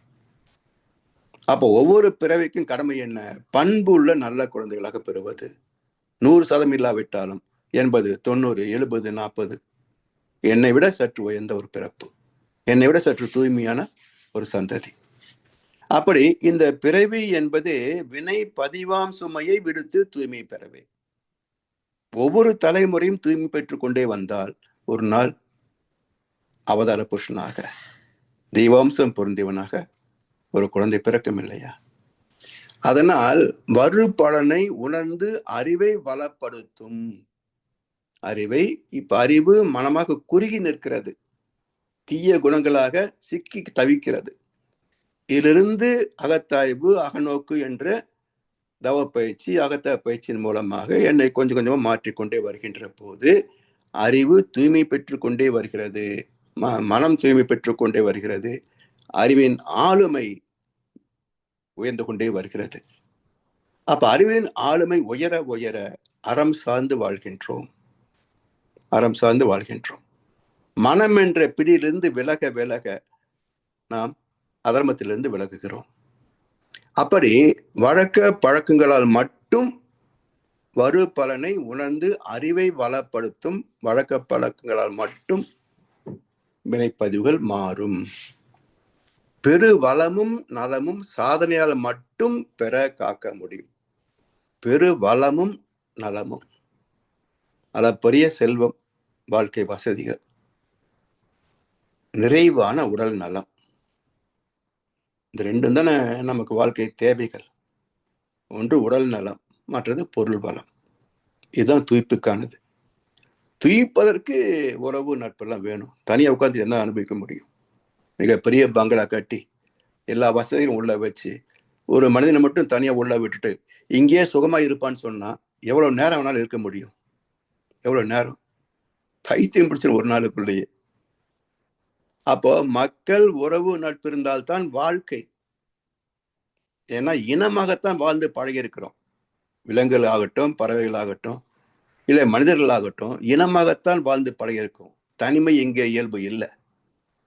தனிமையில இனிமை காண முடியாது இல்லையா? அதனால உறவும் நட்பும் அவசியம். அப்படி பெரு வளமும் நலமும் பயன்படுத்தக்கூடிய தூய்க்கக்கூடிய இடம் எங்கே? உறவு நட்பு, மனித குலம், சமுதாயம். இந்த சாதனையால் மட்டும் பெறவும் காக்கவும் முடியும். எந்த சாதனை? அகநோக்கு பயிற்சிகள், அறம் சார்ந்து வாழ்வது, நற்குணங்களை பயன்கொள்வது. இப்படி வாழ்கின்ற போது இந்த உடல் நலமும் பெரு வளமும் பெற்று சமுதாயத்தோடு நல்ல ஒரு அங்கீகாரத்திலே வாழ்ந்து முடியும். அப்போ இந்த நன்மைகள் எல்லாம் பெற்றுக்கொள்ளவும் காத்து கொள்ள முடியும். சரி, இந்த உடல் நலத்தையும் வாழ்க்கை வசதிகளையும் நான் தர்றேன்றான் அரசியல்வாதி. உடல் தர முடியாது. அவனை சொல்றான், நம்ம இவ்வளவு பணம் தர்றேன், இவ்வளவு வசதிகள் தர்றேன், டிவி தர்றேன், ஃப்ரிட்ஜ் தர்றேன். என்ன பிரச்சனை தீர்ந்து போச்சு சமுதாயத்துல? அப்போ பிறர் அளிக்க நில்லா. எந்த வசதியும் பொருளும் பிறர் கொடுத்தால் அது தங்காது. ஏன்னா உழைத்து பெறுகின்ற செல்வம் உழைப்பவனுக்கு தான் அவருடைய பெருமை என்னன்னு தெரியும். உழைக்காமல் வருகின்ற செல்வம் உதயத்தனமா போகும். ஏன்னா அந்த வேல்யூ என்னன்னு தெரியாது அவனுக்கு. அது போல உழைத்து அடைகின்ற ஒரு உச்சம், ஒரு பதவி, உழைத்து ஈட்டுகின்ற பொருள், பணம், அதுல இருக்கின்ற ஒரு மன நிறைவு, இது யார் கொடுக்க முடியும்? யார் வாங்கிக்க முடியும்? எனவே ஒரு நிறை மனம், நிறை வாழ்க்கை என்பது யார் கொடுத்தும் பெற முடியாது. யார் பெறுவார், யார் தருவார்? அறிவு ஓங்கி அதுவே தான் மெய்ப்பொருள் என்று அறியும் பேற்றை சீர்நிலையில் மனம் வைத்து வேண்டா பற்றை செதுக்கிக் கொண்டே இருக்கும் விழிப்பு வேண்டும். அதான் பெறவும் காக்கும் உற்ற வழி. இந்த 2 கவியோடு இன்றைக்கு சிந்தனை நிறைவு செய்கின்றோம். செவி மடுத்த வாய்ப்பளித்தனருக்கு நன்றி பாராட்டி இன்றைய உரையை நிறைவு செய்கின்றோம். வாழ்க வளமுடன், வாழ்க வளமுடன், வாழ்க வையகம். வாழ்க வளமுடன் ஐயா. சிறப்பான சிந்தனை உரை. நீங்க ஆறாவது அறிவு அல்ல, ஆறாவது நிலை என்று நீங்க சொல்லி இருக்கிறீங்க அறிவுக்கு. அதுதான் மிக சிறப்பா இருக்கு ஐயா, நீங்க சொல்ற விளக்கத்தின்படி. இடக்கிட்ட நிறைய கேள்விகள் எல்லாம் வந்தது. ஆனா அதுக்கு தொடர்ந்து நீங்க பேசிக்கொண்டு போயிருக்கல, அதுக்குரிய பதில்களை நீங்களே சொல்லிட்டீங்க. இப்ப அறிவுக்கு 5 புலன்கள் தான் அடிப்படை என்று சொல்லி சொன்னா ஒரு கேள்வி வந்தது. அப்ப தொட்டாச்சினுங்கிக்கு எப்படி வந்தேன்டா உடனே ஆன்சர் வந்துட்டு, தொட்டாச்சினுங்கிக்கு தொடு உணர்வு இருக்குது என்று சொல்லி. ஐயா அப்படி பார்க்கல, அந்த இறநிலைக்கு அறிவில்லை, ஆனா புலன்கள் வந்த பிறகுதான் அறிவுன்னு சொல்லி சொன்னா, அந்த சில இடங்கள்ல இந்த நீங்க சொன்ன மாதிரி அந்த கெமிக்கல் ரியாக்ஷன் நடக்கிறதோ, ஒரு கல்லில தண்ணி பட்டா, இந்த பஞ்சபூதங்கள் ஒரு சேர்க்கப்பட்டா எல்லாம் அதுகள் எல்லாம் என்னென்று சொல்றது ஐயா, புலன்கள் இல்லைன்னு சொல்லி சொன்னா? அது உணர்கிறது, வெளிப்படுத்த முடியல. ஓ ஓ ஓ வெளி சொல்றோம் இல்லையா? அதுக்கு அந்த சூரிய வெளிச்சம் ஒரு அறையில விழுந்தது, இன்னொரு அறையில மனிதன் இருந்தா சொன்னேன்ல. ஆமா. அப்ப மனிதனால் தான் அது உணரவும் சிறப்பிக்கவும் முடியும். ஓ, அதுதான் சிறப்பான. ஆமா ஐயா, உண்மையில இந்த பாவங்கள் எல்லாரும் செய்யறதுக்கு எதிர்காலத்தை பற்றிய பயம் தான் காரணமா, இல்லாட்டி ஆசை தான் காரணமா? பாவம் செய்வதற்கு ஆசைகள் காரணம். ஓ, ஆசைகளை சீரமைப்பது எதிர்கால பயம் காரணம். ஓஹோ, ஓ, சரி சரி சரி. ஏன்னா இப்ப ஆசைகள் ஏன் வருது? நாளைக்கு நமக்கு எல்லாம் பாதுகாப்பா வச்சுக்கணும்னு சொல்லி செல்வத்தை சேர்க்கிறான். இது செல்வம் இல்ல, பாவம் என்று தெரிந்து விட்டால் இப்போ முறையற்ற வழியில பணம் சேர்க்க மாட்டான்ல. ஆமா, உண்மைதான். அப்போ நம்முடைய சந்தை நல்லா இருக்கணும்ன்ற எதிர்காலத்தை பற்றி அக்கறை வர்ற போது இங்கே பாவம் தவிர்க்கப்படுகிறது, ஆசைகள் சீரமைக்கப்படும். அதுவும் பிறநலமா தான் இருக்கணும். இப்ப சந்ததியை கேடு கட்டாலும் கடட்டும், நாங்க மட்டும் நல்லா இருந்துட்டு போகும்னு சொல்லி சொன்னா அப்படித்தான் நினைக்கிறாங்க. ஏன்னா அதுதான். அவங்களுக்கு அடுத்த பிறப்பை பற்றி அறிவே கிடையாது. நீங்க அரசியல், செல்வம் அப்படின்னு ஓடிட்டு இருக்கிறவங்களுக்கு இந்த இயற்கை பற்றிய, வாழ்க்கையை பற்றி ஏதாவது அறிவு இருக்கா அவங்களுக்கு?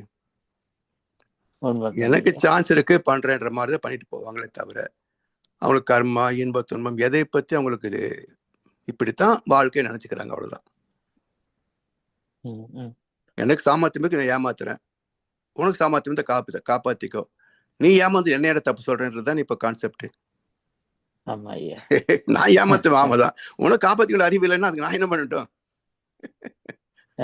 ஏமாற்றுவது பாவம் இல்லையா, ஏமாந்து போனது பாவம் என்று பேசுற அளவுக்கு கீதையில் சொன்ன மாதிரி இவர்கள் அதர்மத்தையே தர்மம் என்று சாதிப்பவர்கள். அதர்மத்தையே தர்மம் என்று தர்மம். சாதிப்பவர்கள். ஐயா, நிறைய அன்பர்கள் இருக்கிறாங்க. அவங்களுக்கு நிறைய கேள்விகளும் கருத்துக்களும் இருக்கும். அன்பர்கள் உங்களோட கேள்விகளையும் கருத்துக்களையும் கண்களை கைகளை உயர்த்திட்டு அண்மைக்கு அன்புமிட் பண்ணி பகிர்ந்து கொள்ளுமாறு அன்புடன் வேண்டுகிறோம். வாழ்க வளமுடன்.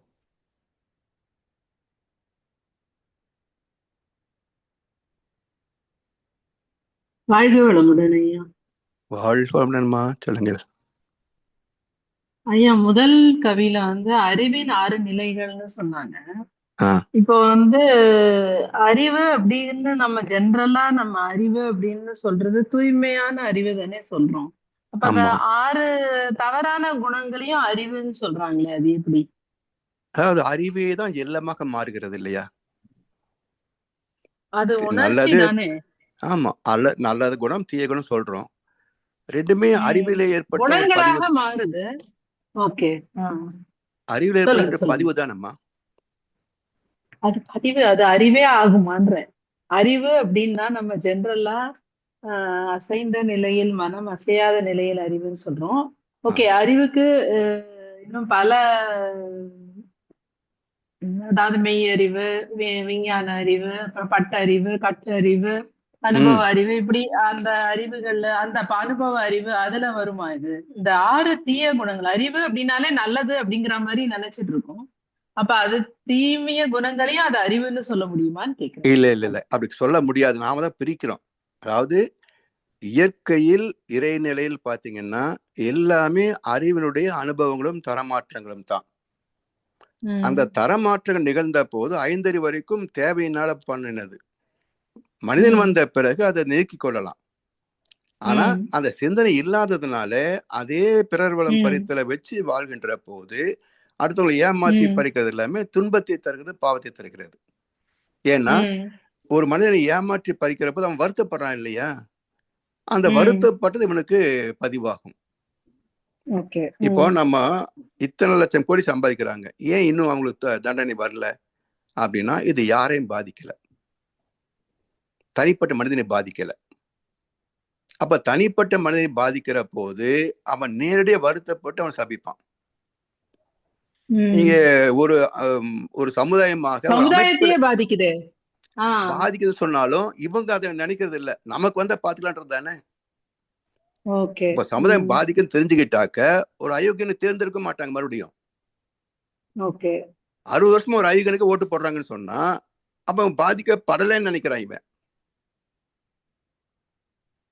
இல்லைங்களா? அதனால அந்த அந்த பதிவுக்கு அந்த இன்டென்சிட்டி குறைவு. இப்ப இன்னும் சொல்ல போனா ஒரு 7 கிட்ட 1000 ரூபாய் புடுங்குறதுக்கும் ஒரு கொடிசை விட்டு 1000 ரூபாய் புடுங்குறதுக்கு என்ன எவ்வளவு வித்தியாசம் இருக்குங்க. அவனுக்கு அது பொருட்டே கிடையாது, இவனுக்கு அதான் பாதிப்பு கிடையாது. அப்ப அந்த அழுத்தம் மாறுது. 2 பேர் 1000 ரூபாய் தான் இழக்கிறாங்க, ஆனா அவனுடைய நிலையில அது மிக நெக்லிஜிபிள், இவனுடைய நிலையில அது மிகப்பெரிய பாவம். இப்படி எத்தனையோ அனுபவங்கள் எல்லாமே அறிவிலே தானே. அறிவே காந்தமாக மாறி காந்தத்துல பதிவாகுது, இல்லைங்களா? So the entire universe is nothing but consciousness and its waves. அப்ப அறிவு அது தீய குணங்களாகவும் ஆறதுக்கு வாய்ப்பு இருக்கு. ஆமா, அறிவு பிளஸ் தீய அனுபவங்கள் ஈக்குவல் டு தீய குணம், அறிவு பிளஸ் நல்ல அனுபவங்கள் ஈக்குவல் டு நல்ல குணம். சரிங்களாம்மா? ஓகேங்க. இப்ப இந்த பாடல்ல சாதனையால் மட்டுமே மாற்ற முடியும்னு சொல்றாங்க. இப்ப இந்த சாதனை அப்படிங்கிறது மாத்திட்டாரு அந்த பாடல். அதாவது சாதனை அப்படிங்கறது அந்த பழக்க வழக்கத்தால் மட்டுமே மாற்ற முடியும், அந்த உண்மை நிலை அறிந்து அதுதான் அந்த சாதனையா? விளக்கத்தால் மாறிக்கொள்வது. அந்த அந்த முன்னாடி சொல்றாங்க இல்லையா, பழக்க வழக்கத்தால் மட்டுமே, அதாவது அதை உணர்ந்து நம்முடைய பழக்க வழக்கங்களை மாற்றிக் கொள்ளும் பொழுது மட்டும்தான் மாறுமே முடியும். அதுதான் அந்த சாதனைன்னு சொல்றாங்களா? சாதனைன்னு ரெஃபர் பண்றது சாதனை. ஆமா, அது நம்முடைய குணமாற்றம், செயல் மாற்றம், இதனால் அதாவது விளைவை கணித்து அதற்கேற்றாற் போல நம்முடைய செயல்களை, அதாவது வந்த வழியில அனுபவத்தின் வழியில நம்மளுடைய பழக்கத்தின் வழியில போகாம விளைவை உணர்ந்து அதற்கேற்றாற் போல் நம்மை மாற்றிக்கொள்ளக்கூடிய அந்த சாதனை. அதேதான் ஏன் சாதனை சொல்றாங்கன்னா அவ்வளவு ஈஸியில மாறுவது. கிடையாது. Correct. அதனால சாதனை. Okay. அதை பழக்கமாக்கி அதுக்கப்புறம் அதை வழக்கமாக ஆமா, கொண்டு வரணும். சாதகம் சொன்னா பயிற்சின்னு சொல்றோம் இல்லையா? அப்ப பயிற்சி செய்து செய்து வெற்றி பெறுகின்ற போது சாதனை. இது யாரும் correct. கொடுக்க முடியாது, ஆனால் பிறர் கொடுத்தாலும் நிக்காது அப்படிங்கிறார். ஒரு 50 வருடமா நம்மளுக்கு வந்து ஊழல்ங்கிறது பழக்கமாயிடுச்சு. அதேதான். அதுல இருந்து வெளியே வர்றது வந்து ரொம்ப கஷ்டமா இருக்கு. ஆமா, அது மக்கள் ஒரு ஏத்துட்டாங்களாமா அத. சமுதாயத்துல ஒரு தனி மனிதனா பாதிக்கும் போதுதான் இது கூட ஊழல்ல சேர்த்தியா அப்படின்னு யோசிக்க. ஆமா, நாம அதைத்தான் சொல்றோம். அப்ப நான் வந்து ஏன் இதை வந்து பழக்கமாயிடுச்சு. ஆமா சமீப காலம் ஏன் அதிகமா பேசுனேன்னு சொன்னா, இவ்வளவு இருந்து மக்கள் புரிஞ்சுக்க மாட்டேன்றாங்க. முடியாதுங்க, எல்லாமே அடுத்தவனுக்கு தான், தனக்குன்னு வரும்பொழுது ஆமா, அந்த மனம் மாறணும். அதாவது நான் யாருக்கோ நடந்ததுன்றது இல்லை, இது நமக்கு ஒரு நாளைக்கு நடக்காதா? அந்த அந்த எண்ணம் வந்தா தான் முளையிலே கிள்ளி எறிவதுன்னு வரும். ஒரு தவறு நடக்கின்ற போது கிள்ளி எறிஞ்சிட்டோம்னு சொன்னா அது பரவாது.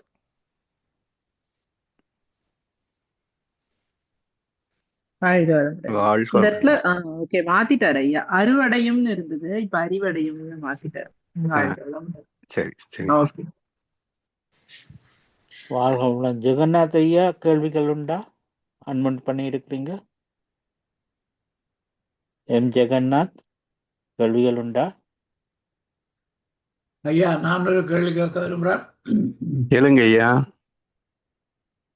இந்த இன்றைக்கு பார்த்த முதல் கவிதை அறிவே 6 குணங்களாக மாறுகின்றது என்ற கவிதையில நான் பார்க்கின்ற முக்கியமான பதம் அல்லது சொல் வந்து சலனம்.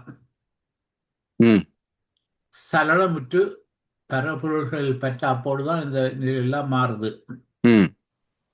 இந்த சலனம், தூய அறிவு சலனப்படுகின்ற போதுதான் இது நடக்குது. இப்ப சைவ சித்தாந்தத்துல பதிவது பாசம் என்கின்ற போது பாசம் என்பது எப்பொழுதுமே உண்டு, அதுல சிக்கப்படுகிறது. இப்ப பைபிள்ல அல்லது மற்ற மதங்கள்ல சாத்தான் என்பது எப்பொழுதுமே உள்ள ஒன்று, சாத்தானால பாதிக்கப்படுகின்றது. வேதாத்ரி மகரியுடைய தத்துவத்தில எங்கே இந்த சலனம் பிறக்கிறது, எவ்வாறு இந்த சலனம் பிறக்கிறது? இறைத்துகள். சுத்தவெளியின் சலனமே இறைத்துகள். சுத்தவெளியின் சலனமே இறைத்துகள். என்ன மாதிரி ஐயா?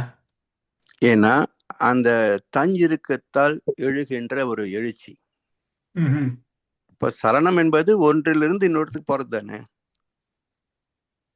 ஒரு மனசுல இருந்து இன்னொரு மனசுக்கு சலனப்படுவது தானே. சலனப்படுவது. அப்போ அசைவு, சலனம் என்பது அசைவு, நகர்வு இல்லையா? அப்போ அசைந்ததால் தானே எரித்துகளை பிறந்தது. ஆமா. அப்போ அதே போல தஞ்சிருக்கும் என்ற ஒரு அசைவு, நகர்வு இருக்கிறதுனால தானே அணுக்களாச்சு.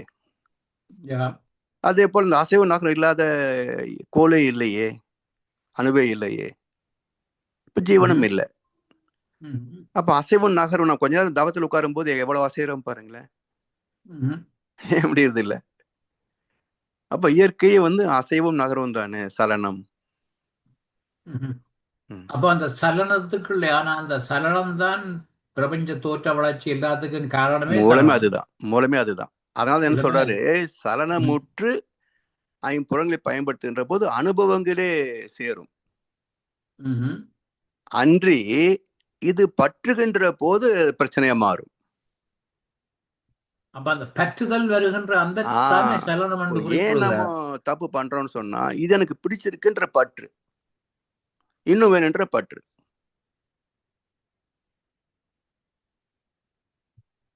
அப்ப ஒரு கேள்வி வருது, அந்த அறிவுக்கு ஏன் பற்று பிறக்கிறது? அனுபவங்களால். அனுபவம் எப்பயுமே வந்துட்டு இருக்குதானே ஐயா, வந்துட்டே இருக்கும். ஏன்னா அந்த பற்று என்ற ஒரு புது உணர்வு பிறப்பதற்கு காரணம் என்ன? கற்றுக்கொள்வதா? எங்கேயோ இடத்துல ஒரு பாசம் என்று அங்க அங்க சைவசித்தாந்தத்துல பாசம் என்றதை வச்சு அது இயற்கையாக உள்ளது என்ற விளக்கத்துக்குள்ள போடுகிறப்ப இங்க வேதாத்திய மகசூல அந்த பற்று அது அது பிறப்பதற்கு ஒரு ஒரு ஒரு விளக்கம் காரணம் வேணுமே. அதாவது பதி பசு பாசம், பதி சுத்தவெளி, பசு ஆன்மா, பாசம் மனசு அல்லது காந்தம் அல்லது அதில் ஏற்படக்கூடிய தன்மாற்றங்கள். இப்போ இதுல அந்த உடல் சார்ந்து அந்த உடலுக்கு ஏற்புடையதாக வருகின்ற போது, இப்போ அடிப்படை என்று தேவை என்பதே பசி தாகம் பாதுகாப்பு தானே. அதை சார்ந்துதானே உயிரினங்களே வளர்ச்சி பெற்று வந்துட்டு இருந்தது. அப்போ நம்முடைய அந்த அறிவினுடைய சலனத்தில் மட்டுமே நின்றிருந்தால் அனுபவங்கள் வரும், அவ்வளவுதான். அது துன்பமா மாறி இருக்காது. அதாவது லிமிட்டட் மெத்தடாலஜி ஃபாலோ பண்ணியிருந்தா இல்லைங்களா, அனுபவம் வரும். சாப்பிட்டா ஒரு நல்லா இருக்குன்னு அனுபவம் வருது இல்ல, இதுல என்ன கஷ்டம்? நல்லா இருக்குன்னு அதிகமா சாப்பிட்டா கஷ்டம் வருது. அப்ப அனுபவம் இங்க துன்பம் இல்லை, பற்றி தானே துன்பம் வந்தது. அது நல்லா இருக்கு என்று பற்றி கொண்டதால் அந்த இயற்கை விதிக்கு முரணாக அளவு முறை மாறுகிறோம், துன்பம் வருது. சரிங்களா?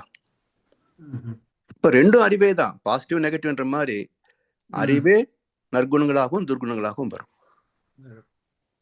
நம்ம அறிவை கொண்டு எது நல்லதுன்னு தேர்வு செய்யணும், அவ்வளவுதான். நன்றி ஐயா. நன்றி ஐயா. வாழ்க வளமுடன். வாழ்க வளமுடன். வேறு அன்பர்கள் கேள்வி கேட்குறீங்களா? சரோமாமா, ஜெகநாத் ஐயா,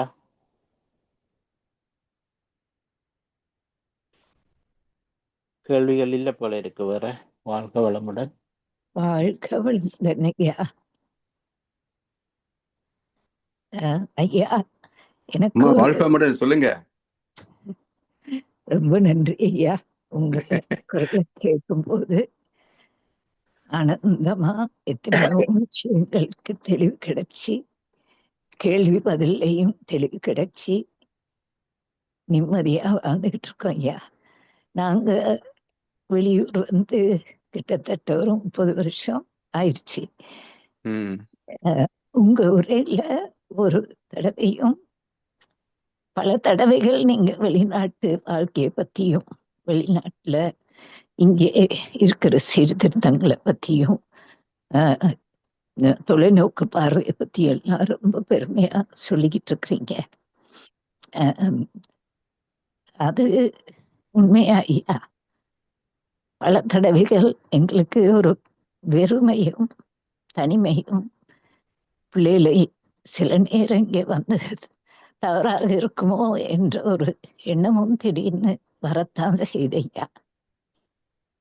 ஆனா இதுல பாருங்கம்மா, இப்ப போன வருஷம் நிகழ்ந்த நிகழ்ச்சி நினைக்கிற போது அது நமக்கு பாதிப்பு இல்லை அல்லவா? அப்ப ஏதோ ஒரு புண்ணிய பதிவு இருந்ததுனால உலக அளவில் ஏற்பட்ட ஒரு மாற்றம், நல்ல முடிவெடுத்து நீங்க கேட வந்துட்டீங்க இல்லையா? இதுவே நீங்க இளைஞர்கள் இருந்திருந்தால் இந்த ஒரு அளவுக்கு நிம்மதி வசதி கூட இருந்திருக்காது இல்லையா? அது கண்டிப்பா இருந்திருக்காது. அது போலதான். அதாவது நிர்வாகம் ஒரு நாட்டுல சரியில்லை என்றால், சுயநலவாதிகளே அரசியலுக்கு வந்து விட்டால் அந்த நாட்டு மக்கள் வந்து நிம்மதியா வாழ முடியாது. அந்த கோணத்துல வந்து இங்க இருக்கு, இங்க கனடாலையும் இங்க அமெரிக்காலையும் இல்லைன்னு இல்லை, ஆனா இது சாதாரண மக்களை பாதிப்பதில்லை. அது ஹை லெவல்ல இருக்கு, இங்கேயும் இருக்கும். ஆனா அங்க மாதிரி அடித்தட்டு வரைக்கும் நீ காசு கொடுத்தாதான் வேலை செய்ய வேண்டிய அளவுக்கு இங்க கிடையாது இல்லையா? அப்ப என்ன ஆகுது? இப்போ நீங்க தமிழ்நாட்டுல தான் போனீங்கன்னா ஒரு வீடு கட்டணம் போனா லஞ்சம் கொடு, ரெஜிஸ்ட்ரேஷன் போனா லஞ்சம் கொடு, எங்க பார்த்தாலும் உழைக்காத பணம் வாங்கும் போது நமக்கு எங்கிருந்து கொடுப்பாங்க? நாம லஞ்சம் வாங்கினா நாம கொடுத்துட்டு போயிடலாம், நமக்கு சம்பளம் மட்டும்தானே. இல்ல இவனுக்கு அளந்துட்டு இருந்தா எப்படித்தான் நம்முடைய தேவை நம்ம நிறைவு செய்வது? அப்போ ஒவ்வொரு தேவைக்கும் போராட்டம், தண்ணிக்கு போராட்டம், கரண்ட்டுக்கு போராட்டம், வெளியே வண்டி எடுத்தா குண்டுங்குழி ரோடு, எல்லாம் காரணம் என்ன? பணம் குறைவா? ஒன்னும் இல்லை. இப்போ தமிழ்நாட்டில் கூட இவர் இத்தனை சொல்லிக்கிறா கொடுக்க முடியுமான்னு கேட்குறாங்க. நான் சொல்கிறேன் முடியுமன்றேன். அவர் சொல்கிற ஸ்டாலின் டேக்ஸுங்கிற 30%, அதை எடுத்து எத்தனை கோடி ஆச்சுங்க? ஒவ்வொரு மந்திரியும் திருடுற காசு எவ்வளவு? இதில் எத்தனை கோடி ஆச்சுங்க? ஏன் கொடுக்க முடியாது? ஸோ நேர்மையான நிர்வாகம் இருந்தால் இவர் சொன்ன எல்லாமே கொடுக்கக்கூடியது தான், சாத்தியம் இல்லைன்றது இல்லை. இது கொடுத்த முடிச்ச பிறகு வரியை குறைக்கணும். இதெல்லாமே கவர்மெண்ட் வந்து நம்ம மக்கள்கிட்ட இருந்து புடுங்கி பண்ணின ஊழல் காசுகள், லஞ்ச காசுகள்லாம். அப்ப இதெல்லாம் நிறைவு செய்து விட்டால் அடுத்த கட்டம் என்ன? வரியை குறை. இவ்வளவு வருமானம் தேவையில்லை அரசாங்கத்திற்கு, இல்லையா? அப்போ ஒரு தூய்மையான மந்திரி அரசியல்வாதிகள் இருந்தார்கள் என்று சொன்னால் இத்தனை வரி சுமையே தேவையில்லையே, இல்லைங்களா? இங்கேயும் வரி இருக்கையா, வரி ஒழுங்கா செலுத்துறனால ஒழுங்குமுறை இருக்கு. ஆமா, அவ்வளவு ஏமா இப்போ இந்தியாவில் ஜிஎஸ்டின்றாங்க. எத்தனை நிறுவனங்கள் அந்த ஜிஎஸ்டிவே எக்ஸ்ட்ரா ப்ராஃபிட்டா சம்பாதிச்சிட்டு இருக்காங்கன்னு பேசுறாங்களா? யாரும் பேச மாட்டாங்க. நான் என்ன சொல்லுவேன், ஹோட்டலில் வந்து ஜிஎஸ்டி வாங்குற கட்டினியா கவர்மெண்ட்டுக்கு அந்த சலான் வந்து போடு, ஃப்ரேம் பண்ணி கடையில் மாட்டு. நேற்றுக்கு இவ்வளோ சேல்ஸ் ஆச்சு, இவ்வளோ ஜிஎஸ்டி கட்டியிருக்கிறோம், அதுக்கான சலான் இதுன்னு கடையில் மாட்டு. செய்வானா? ஸோ இதெல்லாம் அரசாங்கத்தை குறை சொல்லிக்கிட்டே இவங்க சம்பாதிக்கிற வழி 18% எக்ஸ்ட்ரா ப்ராஃபிட். சுரண்டல் இருக்கத்தான் செய்தையா. அதான் சுரண்டல் நிறைய இருக்கு. எவ்வளவு தத்துவம் பேசுறவங்க 250 கோடி டர்னோவர் 25 கோடி காட்டுறாங்க. மிச்சம் பணமெல்லாம் எதுல போகுதுங்க? ஆனா மேடையாரி பேசும்போது தத்துவம் எவ்வளவு நல்லா பேசுவாங்க தெரியுங்களா இவங்க?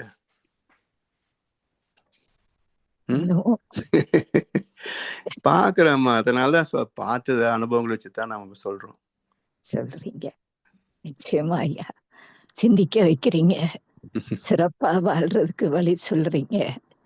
அத மனசீகமா எல்லாரும் வாழ்க்கையில அதை கடைபிடிச்சு திருந்துறதுக்கு நீங்க எல்லாம் வழிகாட்டிகள் ஐயா.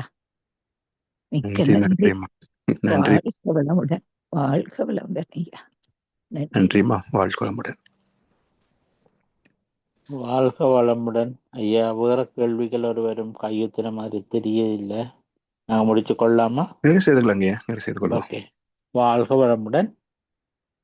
இத்துடன் நாம் இன்றைய நிகழ்வுகளை நிறைவு செய்ய போகிறோம். இதுவரை நீளமும் ஞானக்களஞ்சியம் கவிகளும் என்ற தொடரில் சிறந்த விளக்கங்களை தந்து எமது கேள்விகளுக்கு சிறப்பான பதில்களை அளித்து பல சந்தேகங்களையும் தீர்த்து வைத்த எமது பேராசிரியர் பழனிசாமி ஆகியவர்களுக்கு கனடா ஸ்கை சென்டர் சார்பிலே மனமார்ந்த நன்றிகளை தெரிவித்துக் கொள்கிறோம். இப்போது பேராசிரியர் பழனிசாமி அவர்களுக்கு நமது மன்றத்தின் சார்பிலே ஒரு வாழ்த்து தெரிவிப்போம். அனைவரும் துரிய நிலைக்கு வந்துவிடவும். பேராசிரியர் பழனிசாமி ஐயா அவர்கள். பேராசிரியர் பழனிசாமி ஐயா அவர்களின் உடல்நலம், மனவளம், பொருளாதார வளம். பேராசிரியர் பழனிசாமி ஐயாவின் அன்பு குடும்பம். பேராசிரியர் பழனிசாமி ஐயாவின் வேதாத்திரிய தொண்டு.